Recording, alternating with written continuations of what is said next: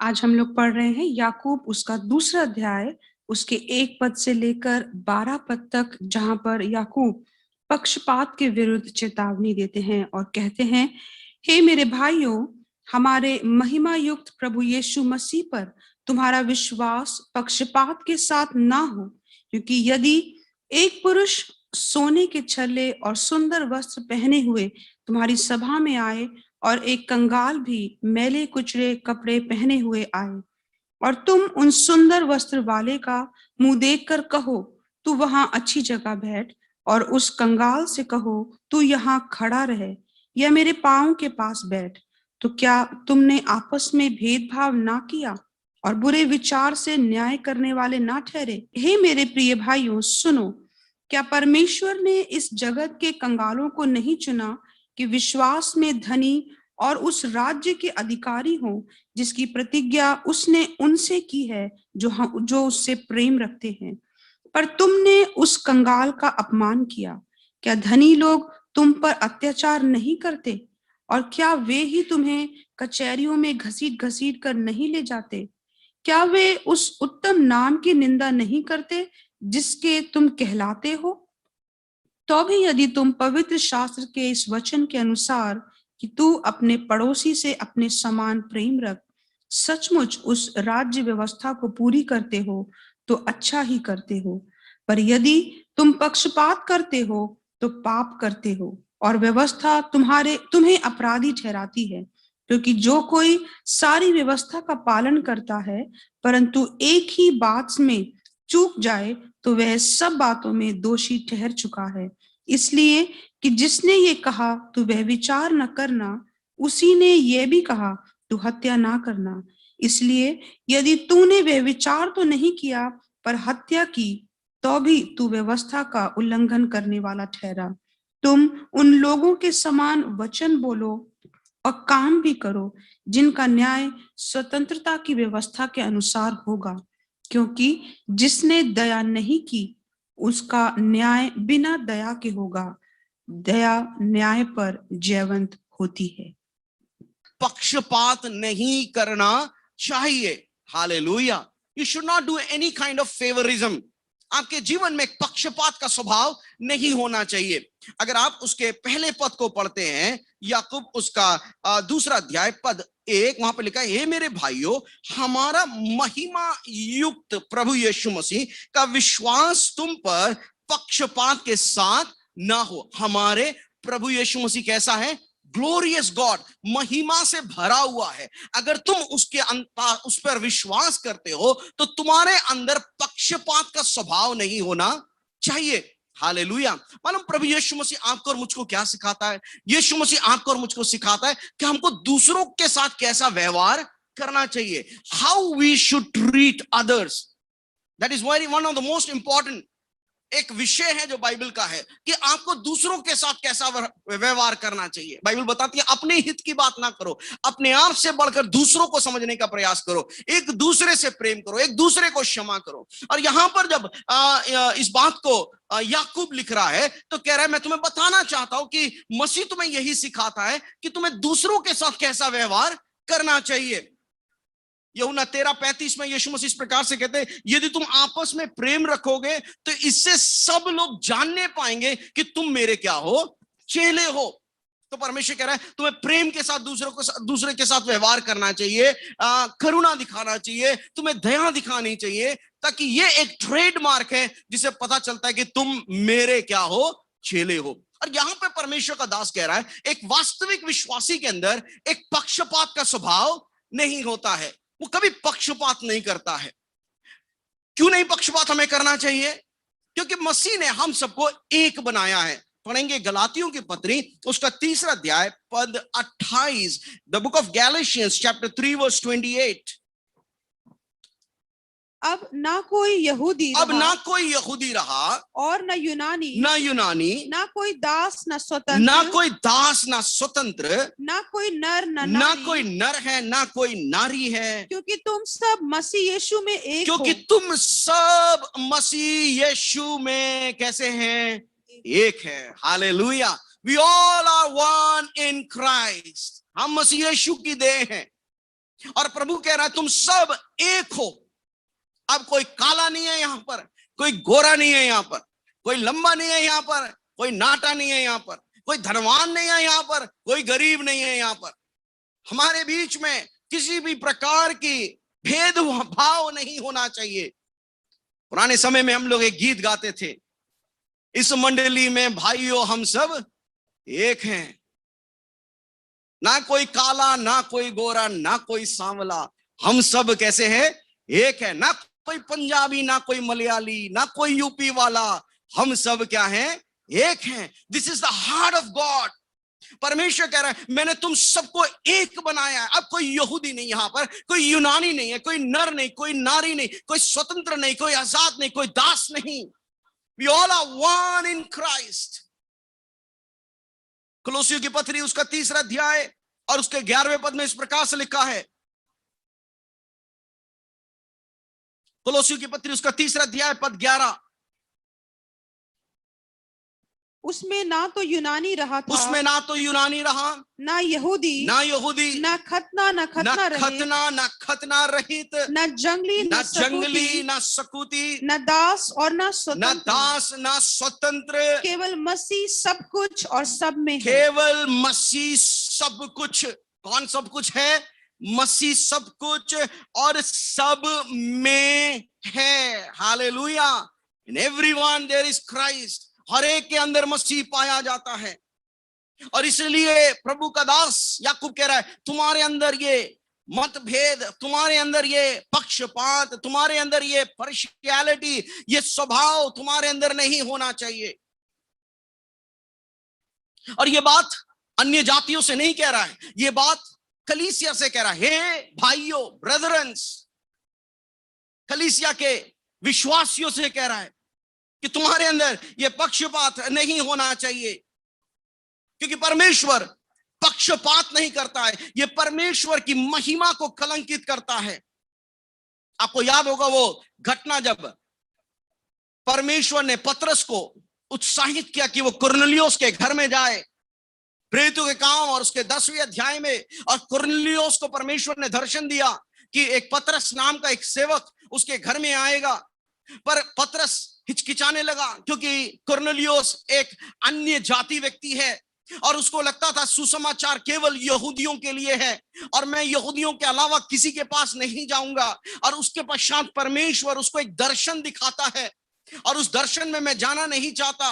पर उस दर्शन को देखने के पश्चात पतरस इस प्रकार से कहता है, पतरस प्रेरितों के काम उसका 10 अध्याय पद 34 और 35वें पद में, तब पतरस ने अपना मुंह खोल के कहा, अब मुझे निश्चय हो गया है कि परमेश्वर किसी के साथ पक्षपात नहीं करता है। There is no favouritism in God. परमेश्वर के अंदर यह स्वभाव नहीं पाया जाता है।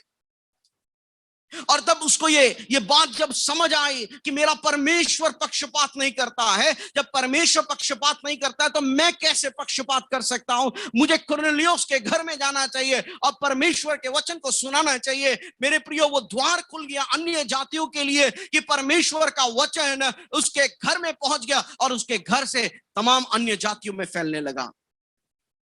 और वहां पर पतरस एक बात को अंगीकार करता है, परमेश्वर कभी किसी के साथ क्या नहीं करता है?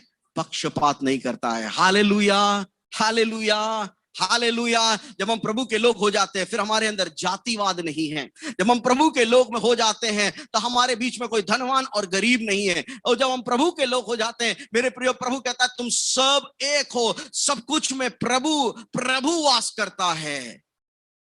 और ये गंभीर बात है और आगे हम जब देखेंगे तो आपको समझ आएगा ये कितना गंभीर बात। और इन दिनों में मैं सोचता हूं उस समय में भी, याकूब के समय में भी एक बड़ी समस्या थी कि पक्षपात हो रहा था, और आज के समय में भी एक बहुत बड़ी समस्या है कि पक्षपात हो रहा है।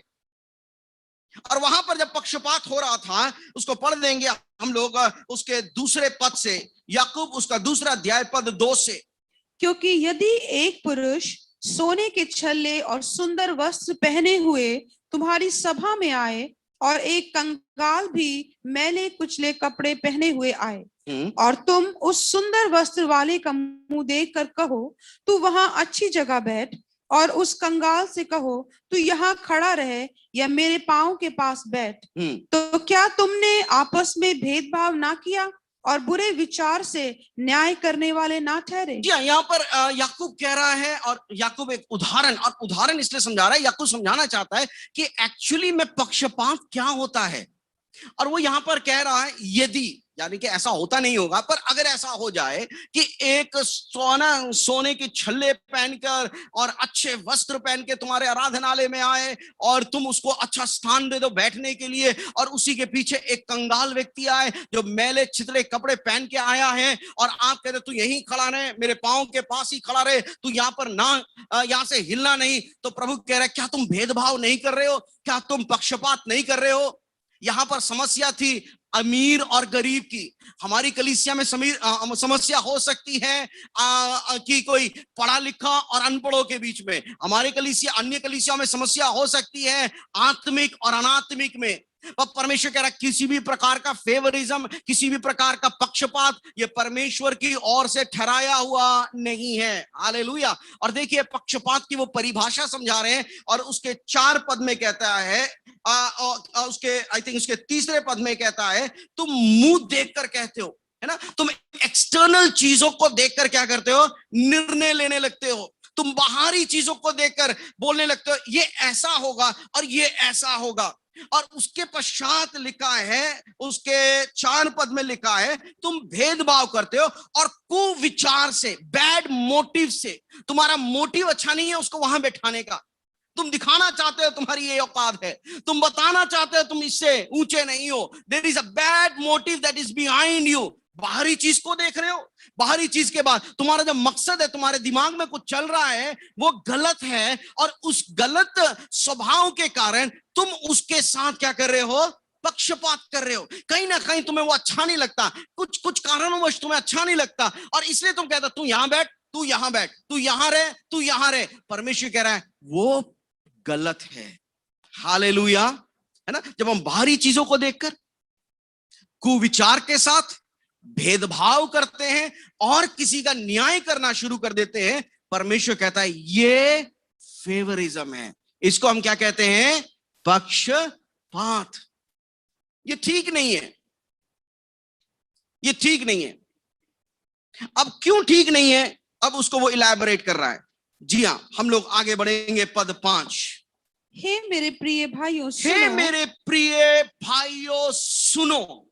क्या परमेश्वर ने इस जगत के क्या कंगालों परमेश्वर ने इस जगत के कंगालों को नहीं चुना? नहीं चुना। पहली बात, परमेश्वर ने हर एक व्यक्ति को जो आज प्रभु की देह में जुड़ा हुआ है, परमेश्वर ने उसको चुना है। हालेलुया। जब परमेश्वर ने उसको चुन लिया है, तो मैं और आप उसको तिरस्कार करने वाले कोई नहीं होते हैं।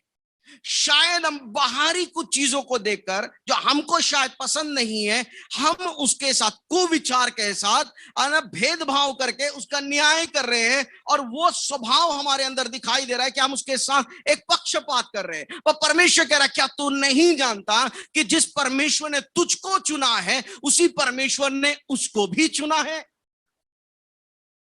हालेलुया। क्या तू नहीं जानता इस बात को कि परमेश्वर ही तो चुनने वाला है, और परमेश्वर ने उसको राज्य का अधिकारी बनाया है कि प्रतिज्ञाओं को जो परमेश्वर ने प्रेम रखने वालों से किया है, उस प्रतिज्ञाओं को उसके जीवन में पूरा करे। यहां पे याकूब एक बिब्लिकल एविडेंसेस को दे रहा है कि ध्यान से सोचो, हर एक व्यक्ति जो तुम्हारे आराधनालय में आता है, हर एक व्यक्ति को परमेश्वर ने चुना है।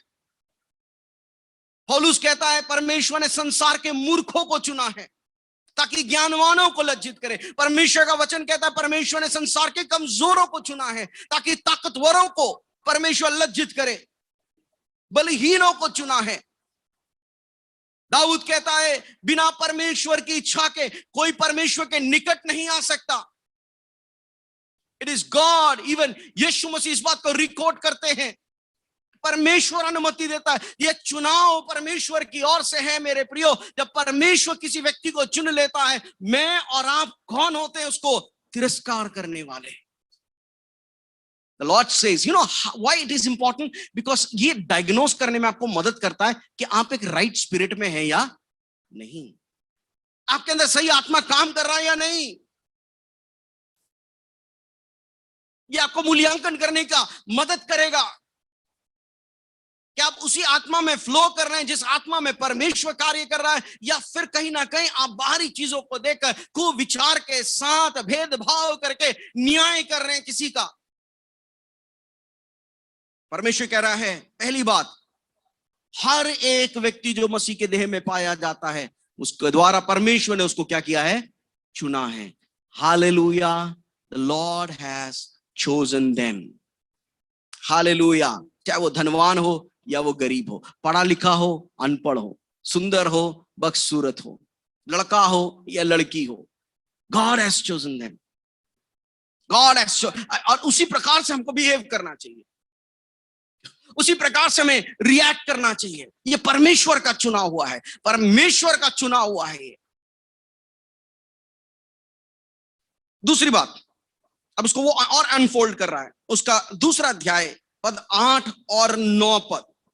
तो भी यदि तुम पवित्र शास्त्र के इस वचन के अनुसार, तो भी तुम पवित्र शास्त्र के इस वचन के अनुसार कि तू अपने पड़ोसी से अपने समान प्रेम रख, तू अपने पड़ोसी से अपने समान प्रेम रख, सचमुच उस राज्य व्यवस्था को पूरी करते हो। सचमुच, क्या लिखा है वहां पे, कौन सी व्यवस्था ये, राज रॉयल राज व्यवस्था, राज व्यवस्था तो को तुम क्या करते हो, पूरी करते हो, तो अच्छा ही करते हो। आगे, पर यदि तुम पक्षपात पर करते यदि हो, तुम पक्षपात करते हो तो पाप करते हो, तो तुम क्या करते हो, पाप करते हो।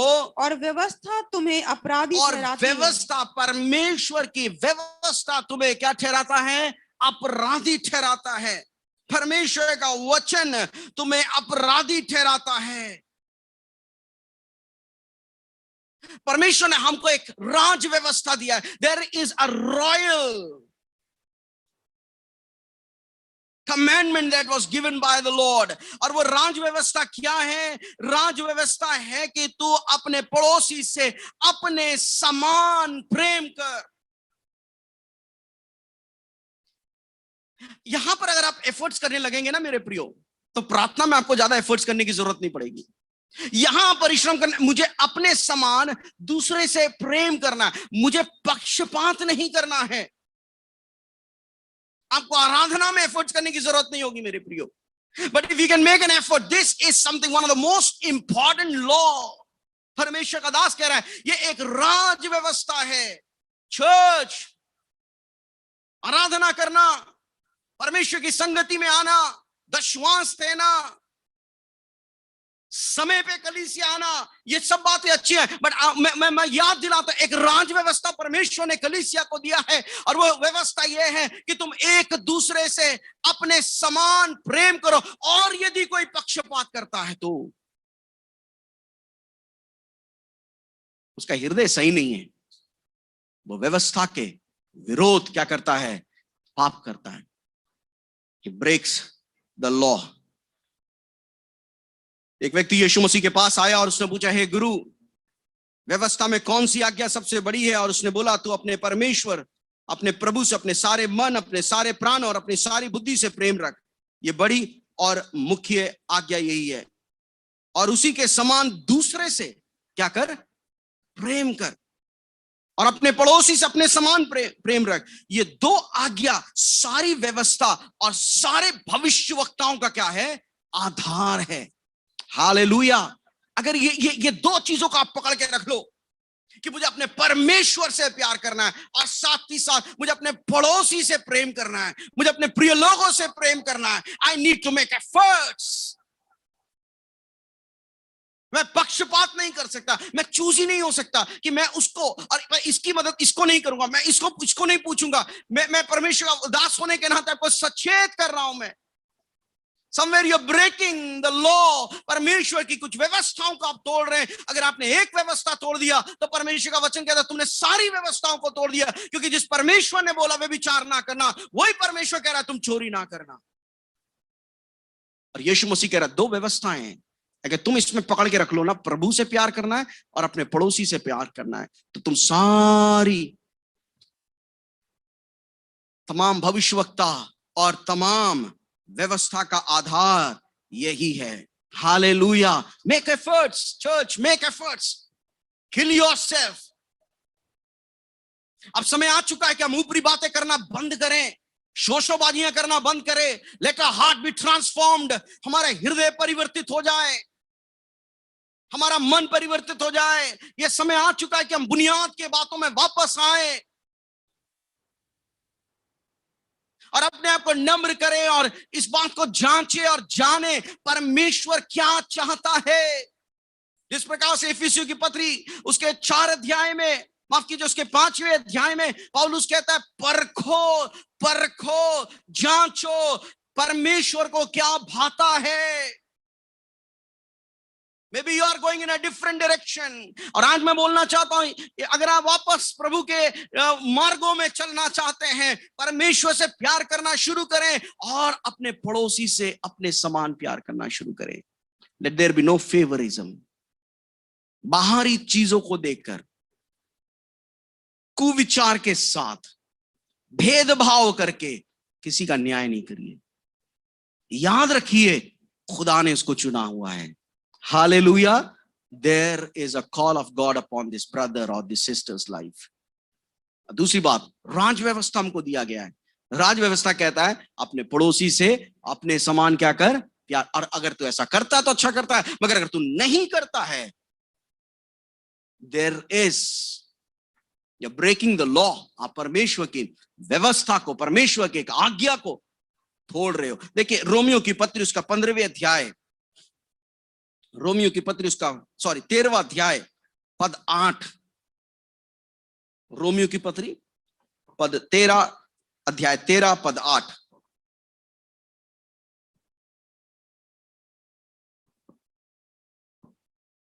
आपस के प्रेम को छोड़, आपस के प्रेम को छोड़ और किसी बात में किसी के कर्जदार ना हो, किसी बात में किसी के कर्जदार ना हो। आगे, क्योंकि जो दूसरों से प्रेम रखता है, ध्यान से सुनिए, नए नियम की बात बोल रहा हूं मैं, पौलुस के शब्द बोल रहा हूं मैं, पुराने नियम की बात नहीं सिखा रहा हूं।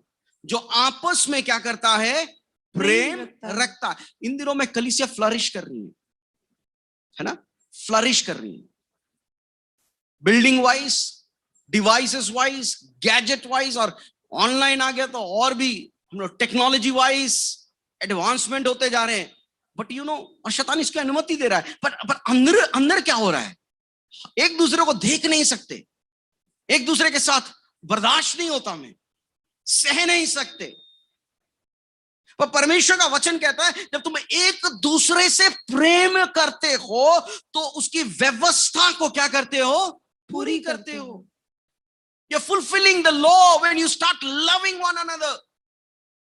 अगर प्रेम नहीं करता तो प्रभु कह रहा है कि तुम्हारी आराधना, तुम्हारा वचन प्रचार करना, तुम्हारा बाहरी मनुष्यत्व जो तुम दिखाते हो, ये सब कुछ वेस्ट है। पर मैं चाहता हूं कि तुम आपस में एक दूसरे से प्रेम करो। और आगे क्या लिखा है, जी हाँ, क्योंकि यह जी हाँ, कि व्यभिचार ना करना, व्यभिचार ना करना, हत्या ना करना, हत्या ना करना, चोरी ना करना, चोरी ना करना, लालच ना करना, लालच ना करना, और इनको छोड़ हाँ, और कोई भी आज्ञा हो, जी हाँ, तो सबका सारांश इस बात में पाया जाता सबका है, सारांश इसी बात में पाया जाता है, अपने पड़ोसी से अपने अपने समान प्रेम पड़ोसी से अपने समान तू क्या करना शुरू कर, प्रेम करना शुरू कर। Start loving your neighbours, make efforts. कलीसिया क्षेत्र पे प्रयत्न करना शुरू करे। I have to love. Why? Because God loved me. परमेश्वर ने मुझसे प्यार किया है। क्यों मुझे प्यार करना है? क्योंकि प्रभु ने उसको चुना है। क्यों मुझे प्यार करना है? क्योंकि एक राज्य व्यवस्था है जो मुझे सिखाता है कि मुझे अपने पड़ोसी से अपने समान प्रेम करना है। और अगर मैं नहीं करता हूं तो परमेश्वर मुझे चिताता है कि तू व्यवस्था के विरोध में पाप करता है। Hallelujah. Somewhere you are breaking the law. और यहां पर पौलुस समझाता है ये तमाम 10 आज्ञाओं का एक सारांश है। अपने पड़ोसी से अपने समान क्या कर, प्रेम कर। आगे उसका 10वां पद, प्रेम पड़ोसी की कुछ बुराई नहीं करता। प्रेम पड़ोसी की कुछ बुराई नहीं करता। पड़ोसी मतलब आपका घर का पड़ोसी नहीं, जो आपके साथ एसोसिएटेड है, आपके साथ है, आप उसकी बुराई नहीं करते हैं, आप उसके लिए बुरा नहीं चाहते हैं। और आगे क्या लिखा है जी? हाँ, इसलिए प्रेम रखना व्यवस्था को पूरा करना है। इसीलिए प्रेम रखना व्यवस्था को पूरा करना है। Let me remind you, Jerusalem church was one of the most powerful church in Jerusalem. यरूशलेम की पहली कलीसिया, सामर्थी कलीसिया, जिन्होंने पवित्र आत्मा का फर्स्ट हैंड अनुभव किया, आत्मा से भरी हुई कलीसिया थी, ओ परिपक्व कलीसिया थी ना। यरूशलेम काउंसिल जो दूसरे चर्चेस को भी हेल्प कर रहे थे, शिक्षाओं में बहुत निपुण थे, पर रिमाइंड कर रहा है याकूब उनको एक बुनियादी बात, तुम आपस में प्रेम करो, क्योंकि तुम आपस में जब प्रेम करते हो तो तुम परमेश्वर की व्यवस्था को पूरी करते हो। तुम बहुत सारे कर रहे हो। There so much involvement in the ministry, उनका सेवकाई में बहुत ज्यादा इन्वॉल्वमेंट था। सेवकों को भेजते थे, मिशनरीज को भेज रहे थे, पता करते थे वहां पर क्या हो रहा है, ये क्या हो रहा है, वहां क्या हो रहा है। एक्टिविटीजों की झड़ उनके ऊपर लगी हुई थी। पर फिर वो याकूब जो उनका पासबान है, उनको रिमाइंड कर रहा है, अगर तुम एक दूसरे से प्रेम नहीं करते हो तो तुम व्यवस्था के विरोध में पाप करते हो। Hallelujah, hallelujah. परमेश्वर आपको हमेशा वचन के आधार पर जांचता है, आपके इमोशंस के आधार पर नहीं, आपके टेस्ट के आधार पर नहीं, आपके फीलिंग्स के आधार पर नहीं। आप कहेंगे हाँ मुझे ऐसा लगा शमूएल के समान कि मैं उसको बलि ना चढ़ाऊं, और उसको प्रभु कहता है you have rejected my loss, शमूएल फिनिश्ड। और तुम्हें जो लगा तुम्हें लगा, पर तुम्हें मेरे वचन का तुमने उल्लंघन किया, तुमने मेरे वचन को तिरस्कार किया, यू सिंपली रिजेक्टेड। और शमूएल कह रहा था मुझे महसूस नहीं हो रहा था, मुझे लग रहा था ये जितने बैले हैं और ये जितने जानवर हैं इनको लेके जा खुदावंद को चढ़ाओ। और परमेश्वर कह रहा है क्या तुझे नहीं मालूम, आज्ञाकारिता बलिदान से क्या है, उत्तम है। You should be obedient. क्या तुम्हें नहीं लगता था कि एज अ चर्च तुम्हारा उत्साह इस बात में होना चाहिए कि परमेश्वर को क्या अच्छा लगता है? कलीसिया होने के नाते तुम्हारा समर्पण इस क्षेत्र में होना चाहिए, परमेश्वर को क्या भाता है।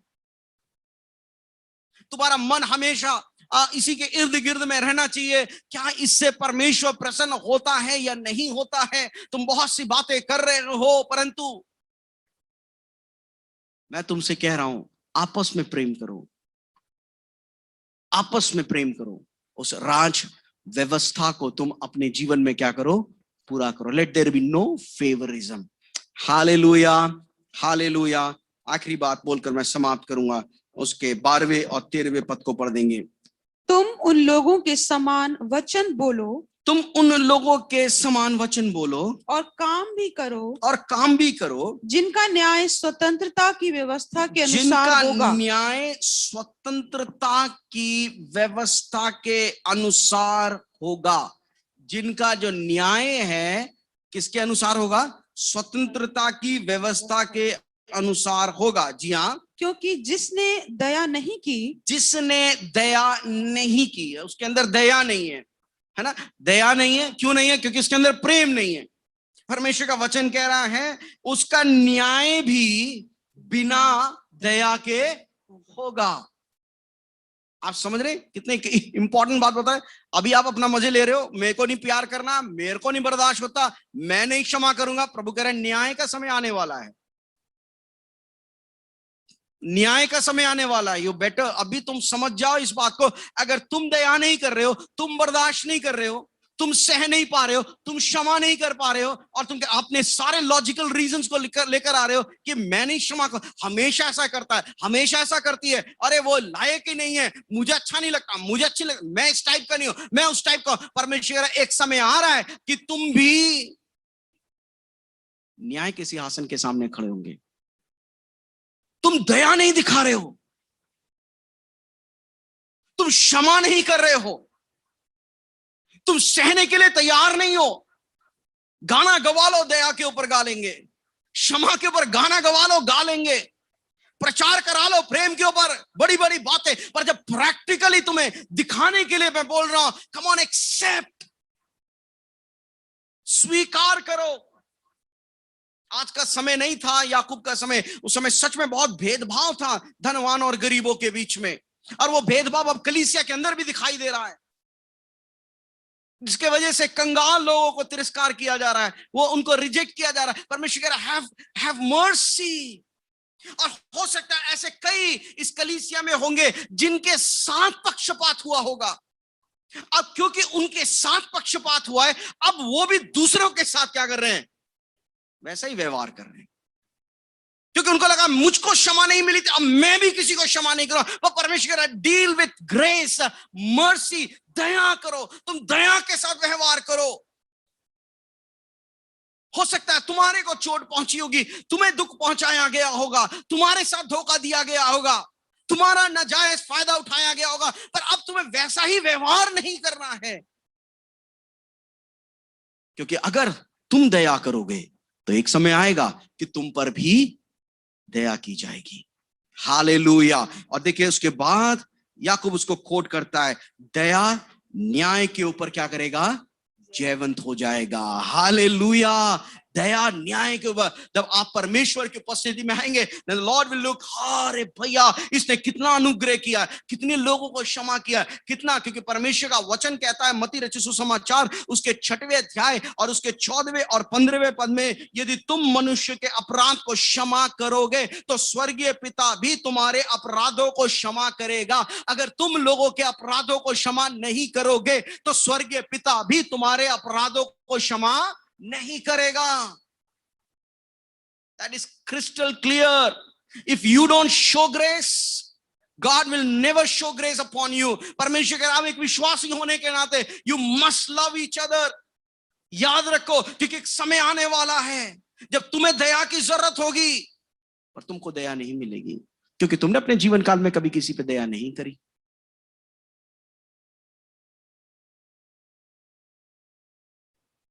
तुमने अपने जीवन काल में किसी को क्षमा नहीं किया, तुमने अपने जीवन काल में किसी की आवश्यकता के समय उनके साथ तुम खड़े नहीं रहे।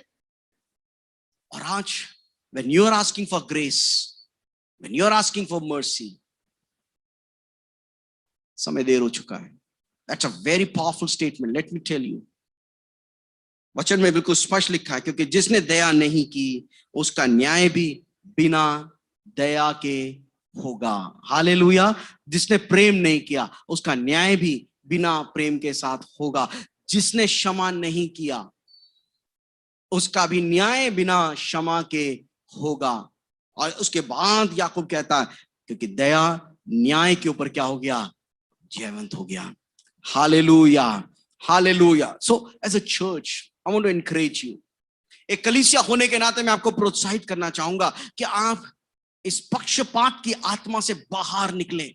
पहली बात याद करें, पहली बात आपका परमेश्वर महिमा में परमेश्वर है। He is a glorious God. और उसकी विशेषता मालूम क्या है, उसके अंदर इस प्रकार का स्वभाव नहीं है, उसके अंदर कोई पक्षपात नहीं है। वो बाहरी चीजों को देखकर कुविचार के साथ भेदभाव करके किसी का न्याय नहीं करता है। दूसरी बात याकूब कह रहा है परमेश्वर के चुने हुए हैं हर एक व्यक्ति, परमेश्वर का चुनाव उनके जीवन में है, परमेश्वर उनको चुनकर अपने निकट आने की अनुमति दिया है। तीसरी बात राज व्यवस्था को स्मरण दिलाता है, एक दूसरे से प्रेम करो, इसके अलावा किसी बात के लिए कर्जदार ना बनो। अगर तुम एक दूसरे से प्रेम करते हो तो प्रभु की व्यवस्था को पूरी करते हो। और जो पक्षपात करता है वो पाप, व्यवस्था के विरोध में पाप करता है। And finally says very powerful statement, दया नहीं कर रहे हो तो तुम्हारा न्याय भी बिना दया के होगा। हालेलुया। क्षमा नहीं कर रहे हो तो तुम्हारा न्याय भी बिना क्षमा के होगा। Hallelujah, hallelujah. Let us love one another. Let us respect one another. हमारे डिफरेंसेस होंगे, हमारे जीवन शैलियों में अलग अलग लाइफ स्टाइल्स होंगे। और इसलिए प्रभु ने हमको इस प्रकार से रखा है क्योंकि यहां पर परमेश्वर चाहता है कि हम एक देह में रहकर परमेश्वर के वचनों का पालन करना सीखें। हम सहे एक दूसरे को बिल्डअप करें, अपने ही हित की नहीं, दूसरे के हित के बारे में सोचे, ताकि हमारे जीवन में और हमारे जीवन के द्वारा हमेशा परमेश्वर के नाम को महिमा मिलती